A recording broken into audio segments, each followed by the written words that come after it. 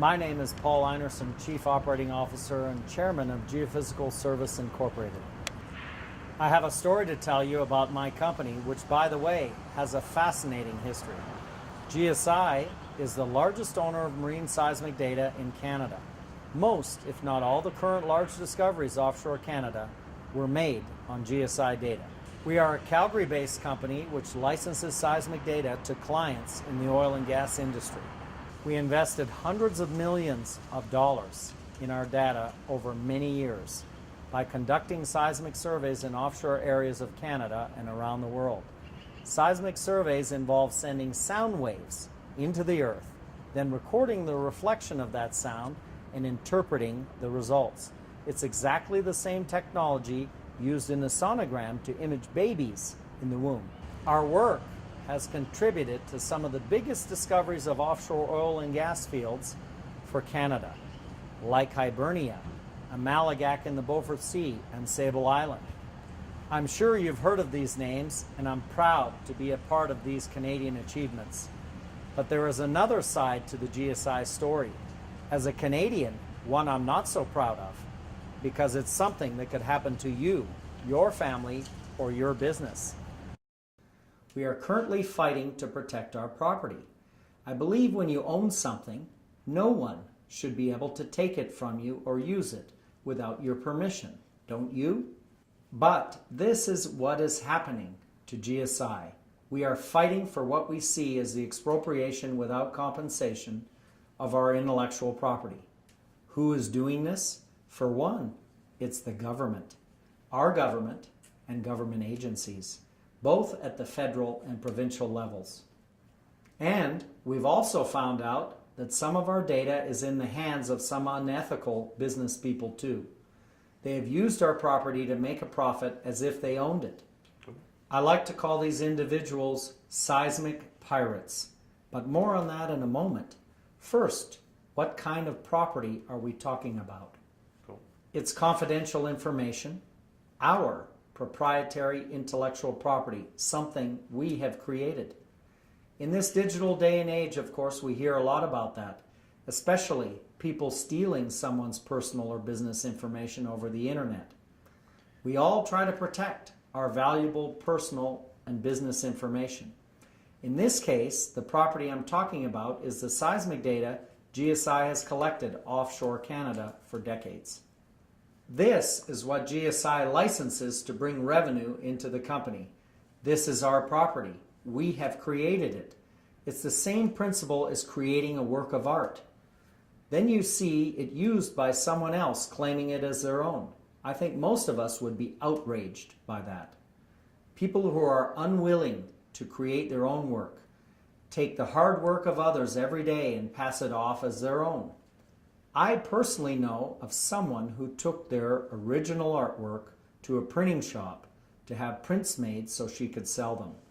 Later on, she discovered that very same artwork was posted on the printer's website, free for anyone to come and get.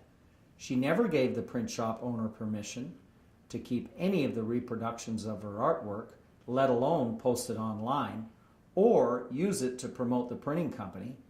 And of course, she was never given anything for it. This is a good example of exactly what the GSI fight is all about. Now that everything has gone digital, it's easier to copy someone else's work. And it's harder to find out who has done that and who is using it without our permission and without paying for it. It's a complex issue, but let me explain it in simple terms. Let's take the case of what GSI is up against in the province of Newfoundland and Labrador. There, through both policy and action, the government of Newfoundland and Labrador is releasing our seismic data for free into the public domain to promote the province to oil and gas companies. But we maintain that data still belongs to GSI, and releasing it interferes in GSI's ability to license the data, as this is how GSI makes its living. We own it. So how did they get it? GSI had to submit that seismic data to the offshore regulator, the Canada, Newfoundland and Labrador Offshore Petroleum Board, over the years as a condition of getting the permits to conduct our seismic surveys. For the same reason, we were forced to submit data to the Canada-Nova Scotia Offshore Petroleum Board and the National Energy Board that manage other offshore areas of Canada. The offshore boards, we believe improperly, created a time frame within which they would keep this seismic data confidential.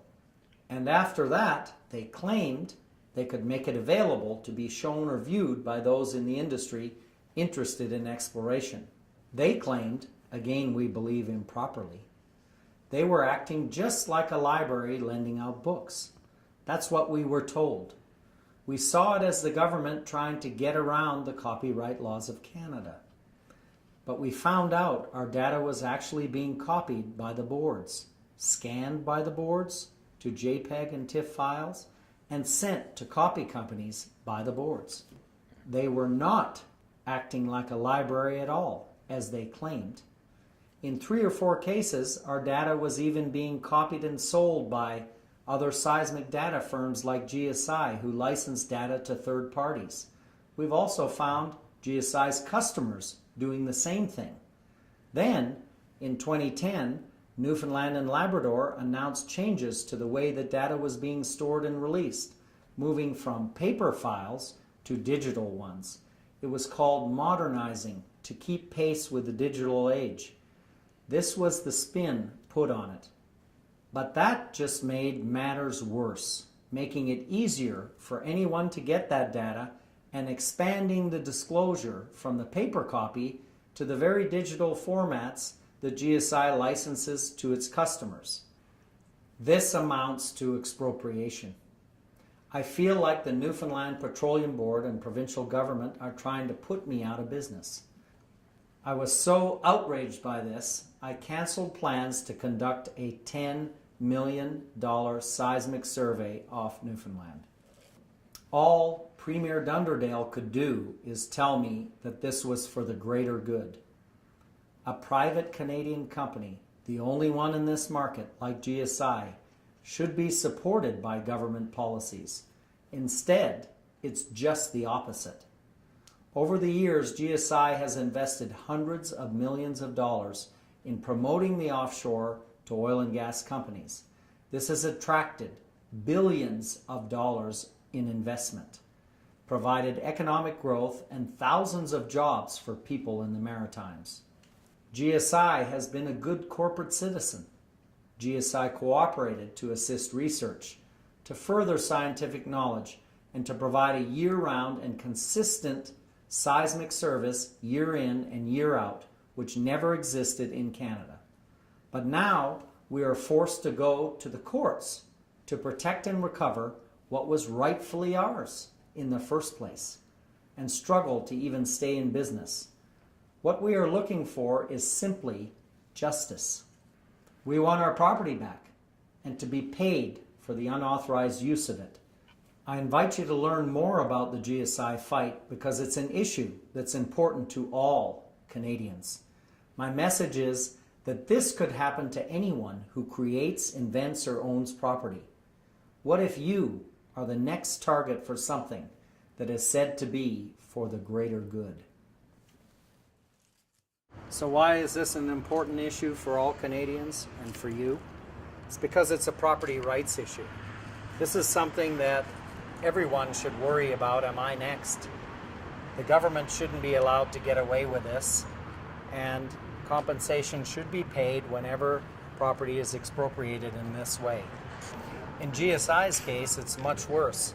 We have our competitors dealing in our data. We have our customers even relicensing and making money from our data.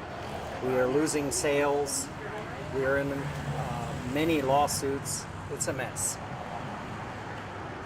To find out more about the GSI fight, go to our website at geophysicalservice.com and send me your comments.